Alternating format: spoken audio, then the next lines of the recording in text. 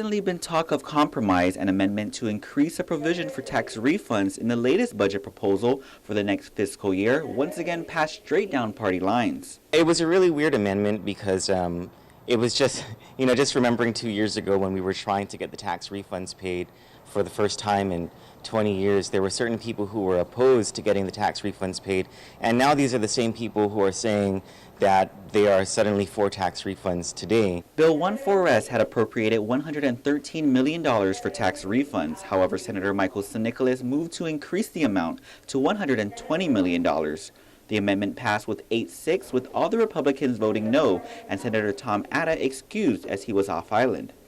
Torres says Governor Eddie Calvo's record of paying tax refunds should speak for itself. He's presented a budget that provides more than enough money for tax refunds to be paid, and with his personal commitment to pay tax refunds and with a record that shows that he has paid tax refunds. So to question that is really a load of crazy.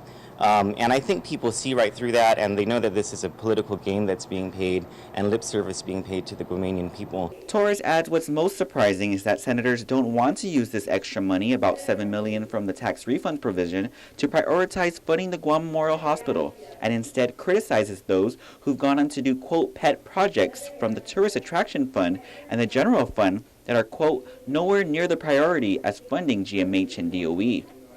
In a release yesterday, Majority Leader Senator Rory Respicio stated the governor's latest budget bill proposes to reduce the amount of money set aside to pay tax refunds while purporting to give those funds for GMH. He goes on to say, although this seems to be the governor's claim to a financial bailout for the hospital, senators, primarily the Democrats, factually pointed out that there is in fact no provision to bail out GMH. Senator Ben Pangilinan, meanwhile, has stated that the $113 million is simply not enough based on previous payouts for tax refunds. Reverend Tax Director John Camacho, meanwhile, told KUAM today that the $113 is sufficient, as did Torres as well. This year, we expect to pay out $107 million in tax refunds. Next year, we're proposing to pay out $113 million in tax refunds. To think that the tax refund amount is going to go up to $120 million is crazy. It's not going to go up to $120 million. The 113 is a cushion enough.